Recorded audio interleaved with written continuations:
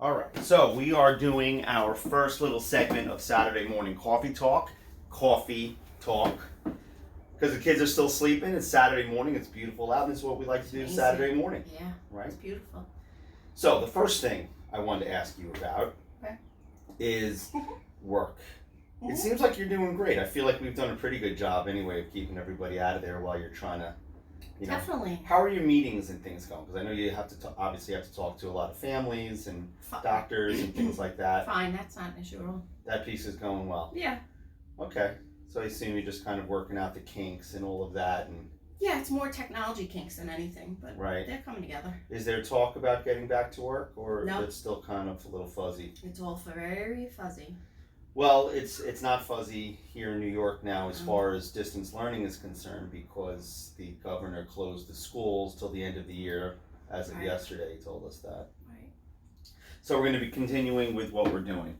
So what do you think about that? I can tell you about, what do you think? You start with our kids, Johnny and Nicky. What do you think? I feel a little bit bad for Johnny. I feel really bad for Johnny. Although, I mean, we did just... I know, things aren't the same, but that was a big deal, obviously. It's not the same. You know, there's no senior sport. Mm-hmm.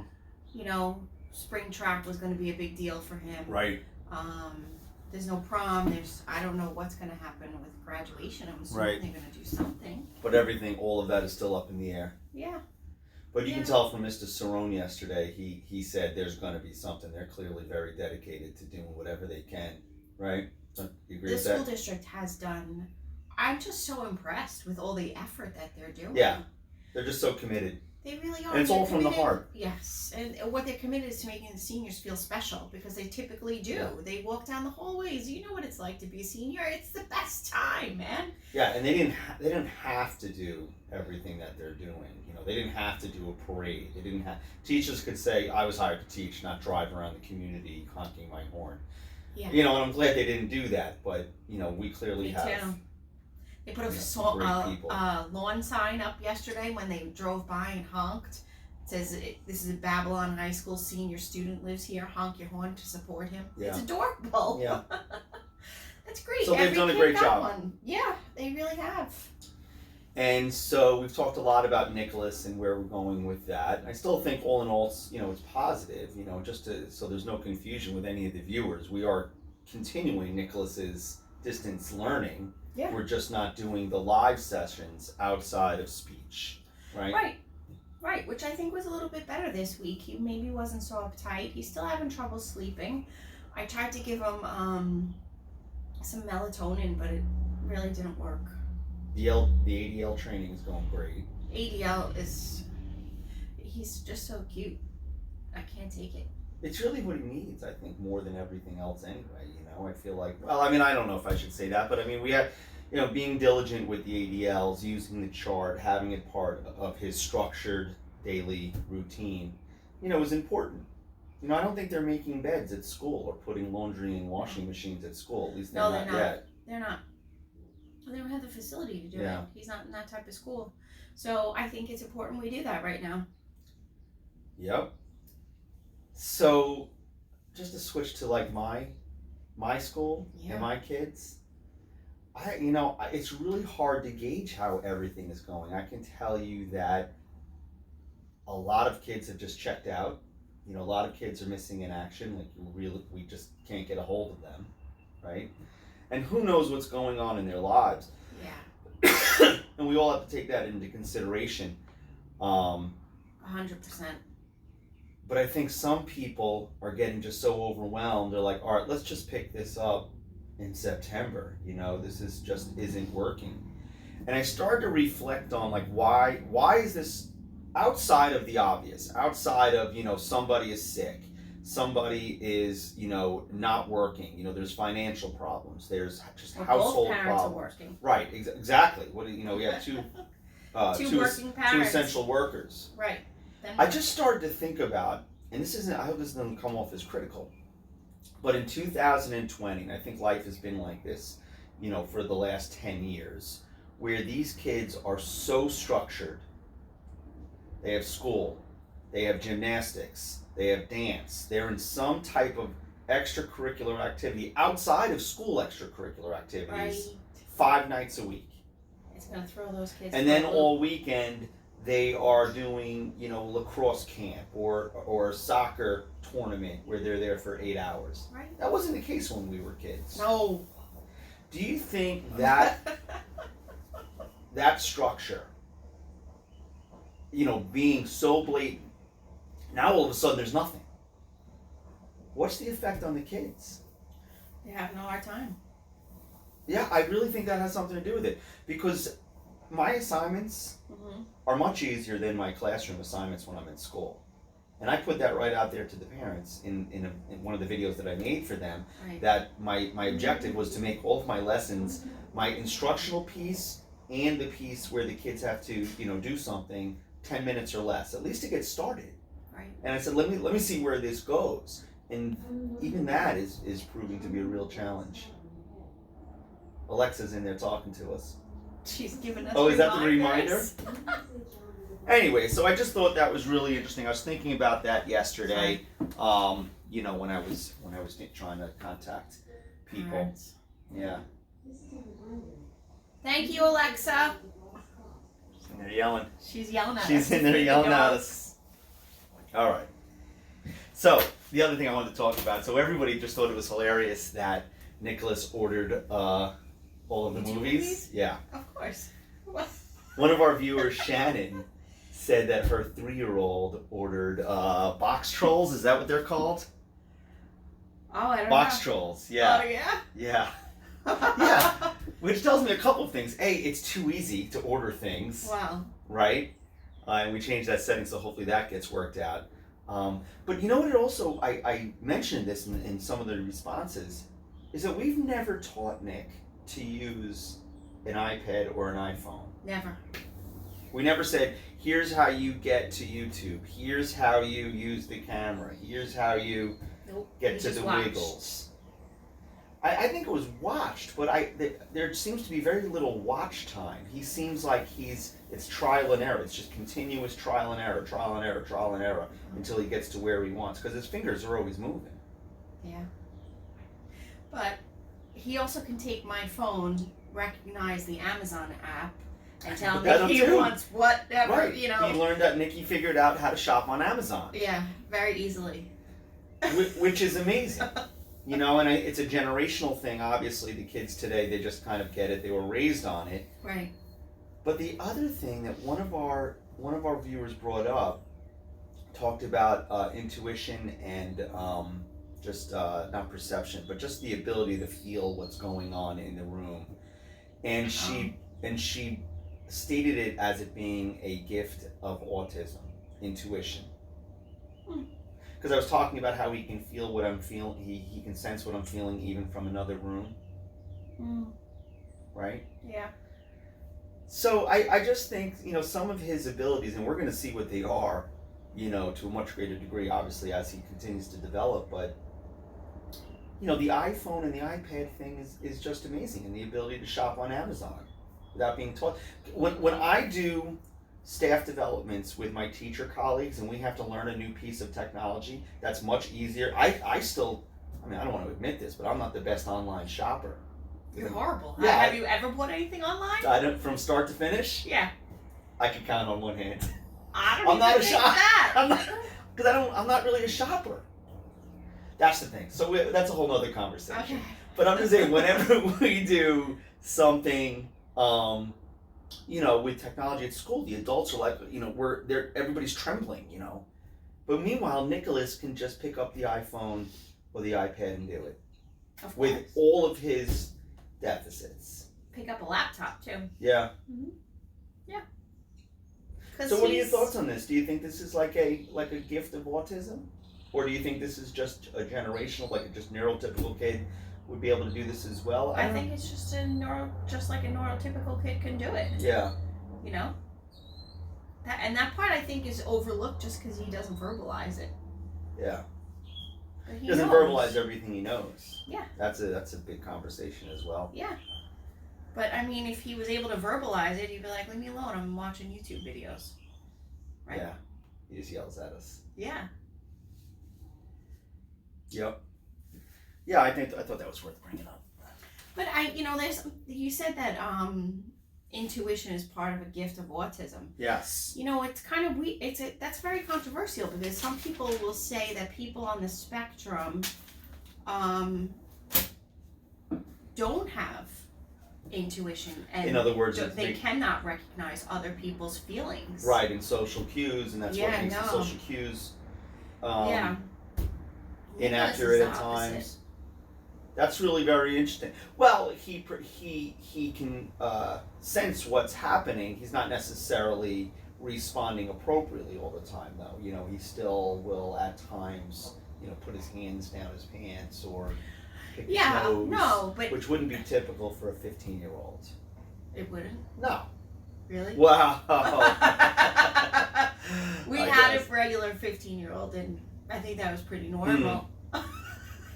Yeah, but I know we're making a joke, but Nicholas's pants do fall down at times. I wasn't walking behind John and pulling his pants up, or he didn't realize his rear end was hanging out. I think it's the emotional aspect that he recognizes everybody's emotions, and he's very sensitive to them. And even if he's misbehaving and I say to him, you know what, you're making mommy very sad, he right away, oh, so sorry, sorry. Do you ever feel an extra, I wrote in a bunch of responses that Nicholas's ability to sense how everybody's feeling is a good way to keep my emotions in check, right? Because I am conscious of it. Obviously, you're not going to just let your emotions fly knowing that there's going to be consequences. Right. Right? Where Nicholas is all, not himself. Right. Does that ever feel like an additional pressure on you? Because it does on me. Like, there's times where I'm overwhelmed with an emotion and I'm just like, man, I can't even turn in his direction or anyone's direction. I got to just put a cap on this. Not often, don't get me wrong, but there have been times where I was like, I need to find another place to be. Like, I shouldn't be in the kitchen or. Sure. You just, absolutely. You need a moment. Yeah. That's what that deck outside our bedroom is for. Well, if the weather ever warms up, really, the sun is shining and it is beautiful, but it's still chilly. We need 15 more degrees. I do. Yeah. I know. It's okay. I'll take it. So, with one of the videos we just put up, we found a whole bunch of new subscribers, which is always fun. And what I'm finding out is that they are, first of all, we have a lot of people with autism that are watching. And I love that. I love their insight. Oh my gosh, I love it too. I learned so much from them. Yeah. They're so open. They share their whole stories with us. I love it. Me too. Me too, because there's times we don't know what to do, and then or somebody once said he likes me in my pajamas because he knows there's not going to be a strict routine that day. I never thought about that. I also feel kind of special that they like me. Like, all right, I'm doing something right here, which I think is wonderful. Yeah.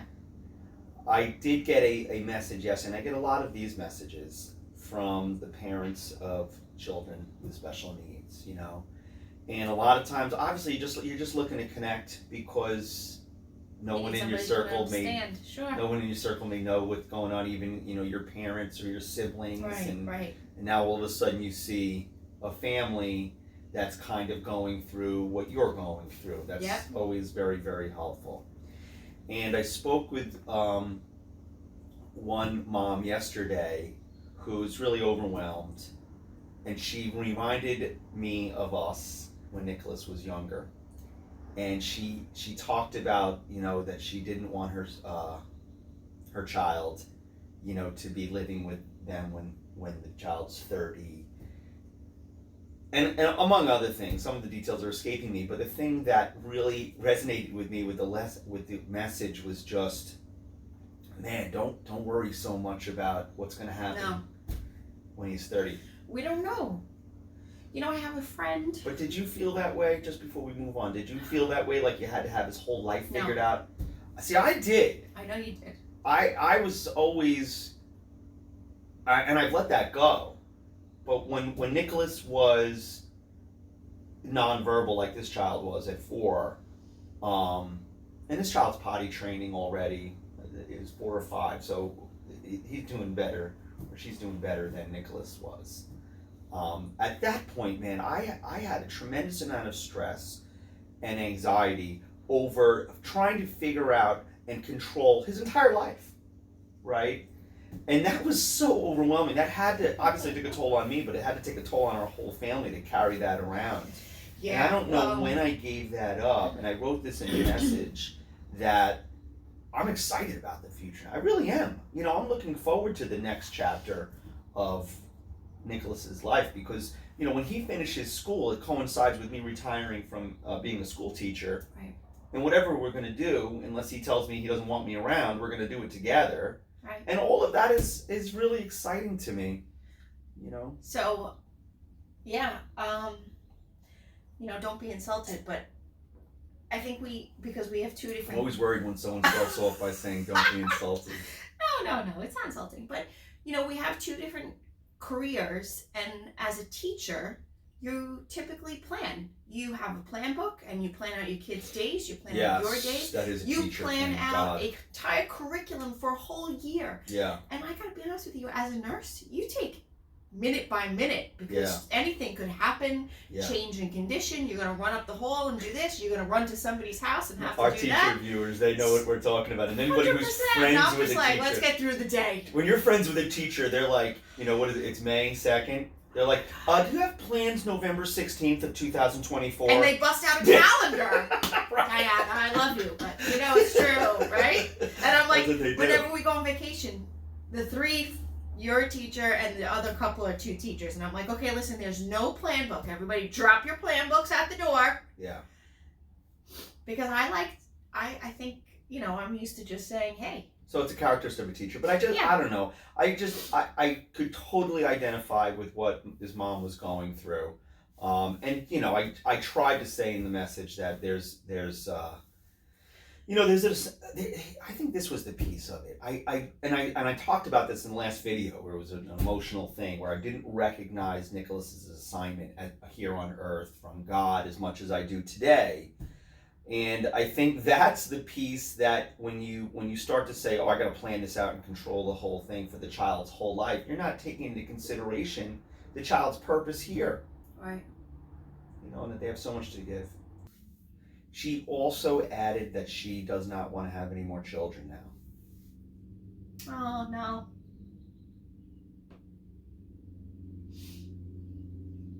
I mean, what are you going to do? I kind of understand it, but I'm not going to... My feeling is, no, you should have more. I told that one of my biggest regrets in my life is that we didn't have more children. I know. And I think part of the reason, and it wasn't because of Nicholas that we didn't have more children, but we just kind of felt like, I didn't even know that, I don't think the details even matter. I just felt like if I have to be able to control everything from birth to death. And 2 was enough. Right. And I just wish I didn't have that mindset, because I wish I did have more kids. Even after Nicholas, I would love to have had more kids. So I hope that. I hope she does. I hope. I hope she just kind of hears this message. You know? And I think the more you know, in my opinion, I have a friend who has 4 boys, and her one son, who's the same age as Nick, has autism, but he also has severe epilepsy. Yeah. And I just feel like he's the same age, same kind of verbalization skills, same kind of ADL skills, but I look at him and he's definitely more social, and I feel like it's because he has more siblings to mimic, and there's a lot of benefits to having more siblings. I agree. You know, but so moving on from there, what's Nicholas's purpose here? What's Nicholas's assignment in your eyes? The first thing I think about is to give us love forever. And he does. We never have to give that up. What about other people? He teaches people many things. There's a long list. Well, the love is a big piece, and he touches hearts. Very easily. Very easily. He's always concerned about people's emotions. Like you said, and I think that was one of the first things his teacher said to me, that he's always checking on her to make sure she's happy. Right. And that's something we all need in our lives, you know, because you get carried away with emotions going on in your head with all the stress of life and work life and home life and kid life and marriage life and balancing everything. I think that's probably one of his biggest gifts. Yeah. You know? I mean, he's also testing our patience and teaching us how to... Of course, yeah. Right? Yeah. Teaches us how to, you know, get Slow through down. obstacles. Slow down, right? Absolutely. How to deal with adversity. Yeah. You know, how to know that the future is going to be bright in spite of obstacles. I mean, I think all of this is part of, you know, why Nicholas is here. Yeah. Do you kind of see all this? Do you see that going beyond us and beyond as teachers with this channel? Definitely. And I think feel like he's touching so many people.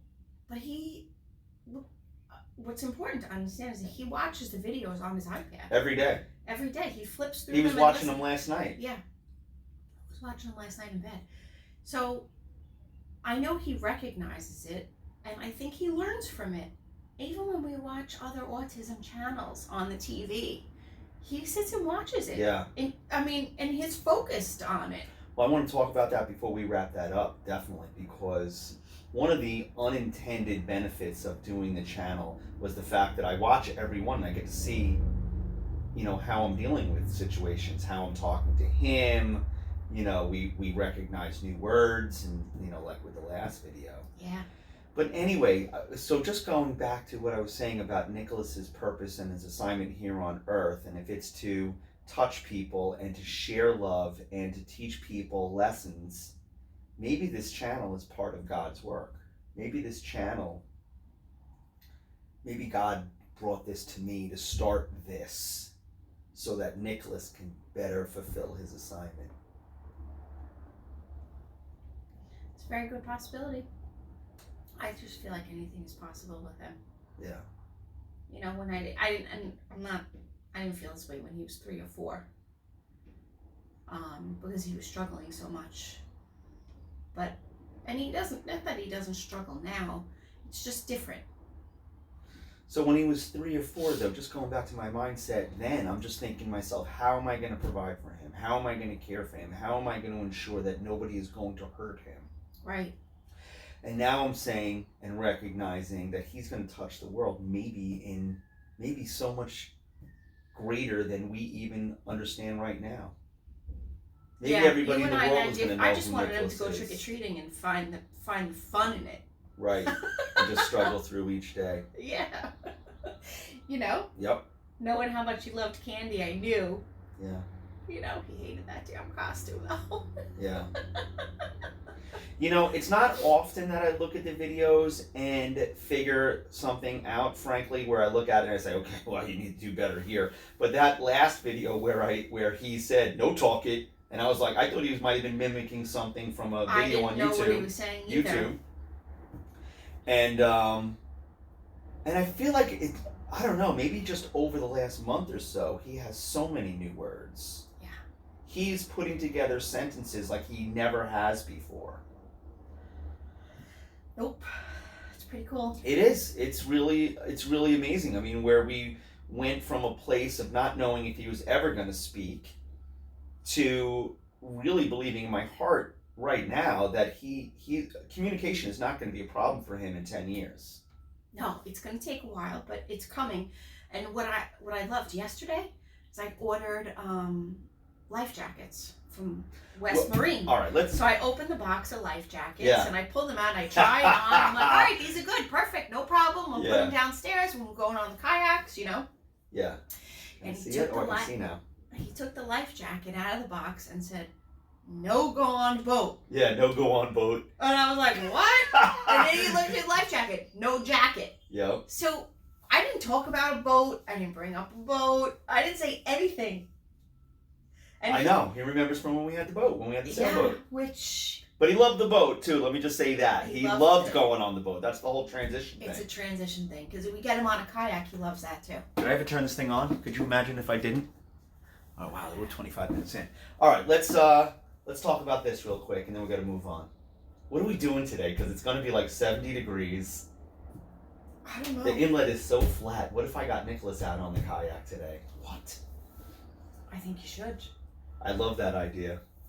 Because there's all this other stuff that we have to do. Yeah.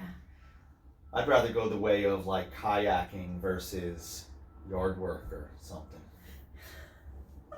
Can we do both? I don't know. You know how I like to set the... I know, you like to set the standards high. All right, guys. Well, guess what? It's only Saturday, and we have 2 days. I know, this is very exciting. Saturday morning, too, so maybe this video will be out by the time you're having coffee. Yeah. I think you should take Nick out on kayak. And then when you guys come back, Johnny and I go. I like that idea, too. All right, Although let's Johnny's not going to want to hang out with me today, because he's going to be like, He's going to just drive his new car around the parking lot. Good for him. All right, let's go have some breakfast. Thanks for doing it. Yeah, I'll cook. What do you want? You want an omelet? Thanks for sitting with me out here. Why? I don't want to get up yet. It's beautiful. Well, I need my coffee's empty. I already put a load of laundry in. Is Nicholas he woke up before? I know, he might be out. All right, let's get this day going. In here. All right, see, I'm not doing that. That's crazy. It's beautiful in here. They need to be. Oh, hi. How are you today? Are you good? Good. Are you feeling happy? Good. Do you want to have some breakfast? That's great news. It's really nice out. It's a beautiful morning. What do you want to do today, handsome? Okay. No school. No school. Nope, it's Saturday. We are going to have fun. Yep. Are you hungry? Okay. Okay, let's have some breakfast, buddy. It's going to be a great day. Yes, it is.